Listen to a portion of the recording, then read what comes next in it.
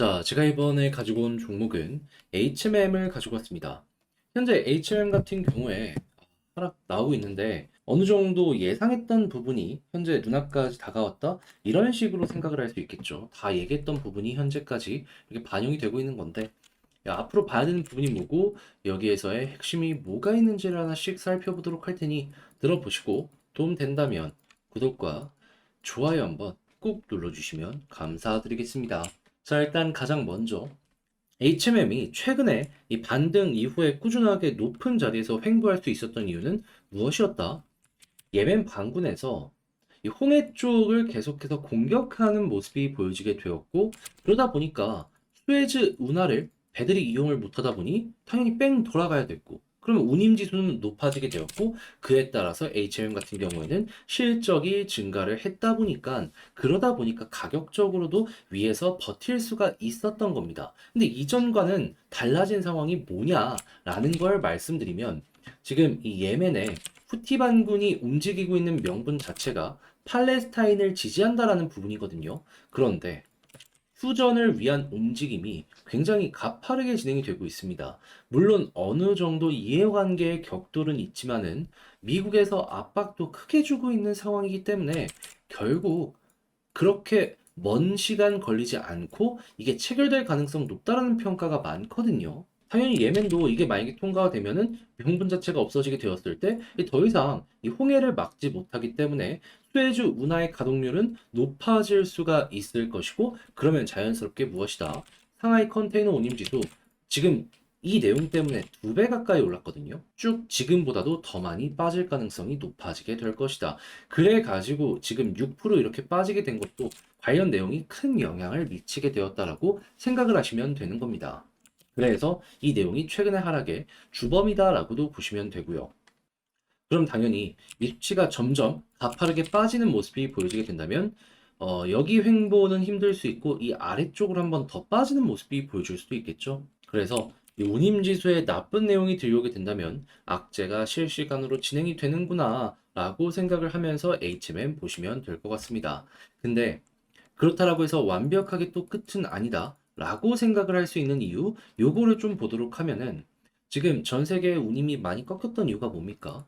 중국 쪽에서 제조업이 많이 죽었기 때문이잖아요. 근데 최근에도 중국 제조업 지표 안 좋게 나왔어요. 그런데 이를 살리기 위한 정부의 노력이 올해 상반기부터 시작이 되었습니다. 그러면 살리겠다고 돈 풀고 있는데 요거 기대해 볼 법하지 않겠습니까? 당연히 그러한 부분이 운임지수에 영향을 미칠 수 있기 때문에 야, 이게 어떻게 보면 HMM을 살릴 수 있는 내용일 수도 있겠네. 이걸 첫 번째로 보시면 되고요. 그리고 두 번째 같은 경우에는 혹여나 지금 협상이 갑자기 길어지는 부분이 보여지게 된다면은 그러면은 여기에서 또 한번 불안감이 지속이 될 수가 있기 때문에 이 부분이 지속됨에 따라 가지고 운임지수 이전보다는 높은 수준에서 유지가 될 수 있으니까 그만큼 실적도 어느 정도 우리가 기대하는 부분이 나와주게 될 것이다라고 생각을 하면서 보는 거 괜찮을 것 같습니다. 네, 이거는 까고 봐야 되는 부분이라 두 번째는 첫 번째에 대한 부분 요거를 조금 더 집중해서 여러분들이 지켜보시는 게 어떠할까 싶네요.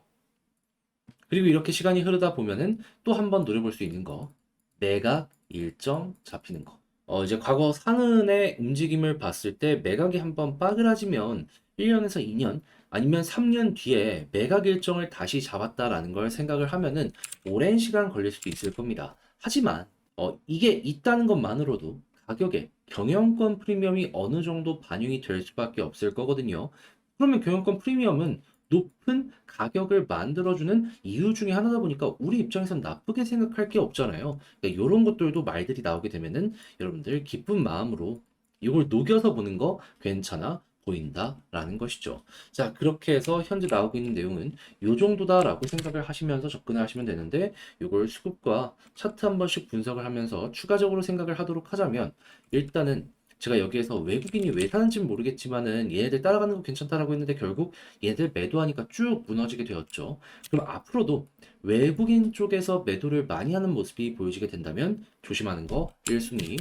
그런 다음에 지지라인 어디가 좋을까라는 걸 생각을 했을 때 마지노선은 121선. 이탈하게 된다면 이 부근까지 빠질 수 있다는 건 어느 정도 감안을 하시면서 보시면 되고요.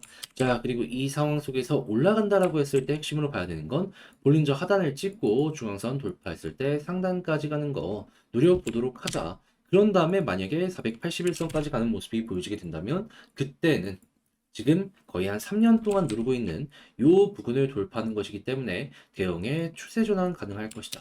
하지만 그거는 시간이 많이 걸릴 것이기 때문에 그냥 있다는 것만 알고 지금은 이렇게 두 군데를 중심으로 상승시 가능한 부분 체크를 해두시면 괜찮을 것 같네요.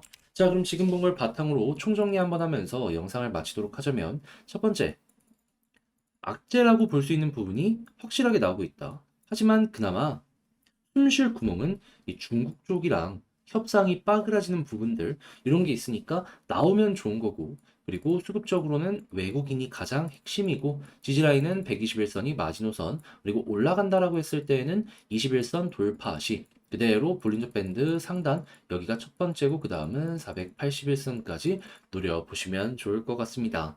자, 이렇게 해서 HMM 분석을 할 수 있는 부분 최종적으로 한번 정리를 해봤는데 여러분들께 도움이 되었으면 좋겠고요. 잘 보셨다라고 생각을 하신다면 구독과 좋아요 한번 꼭 눌러주시면 감사드리겠습니다. 저는 이상 주식 정리해드리는 주정남이었고요. 여러분들 모두 이번 주 한 주도 시작이 됐잖아요. 파이팅 하시길 바라겠습니다. 영상 끝까지 시청해 주셔서 감사합니다.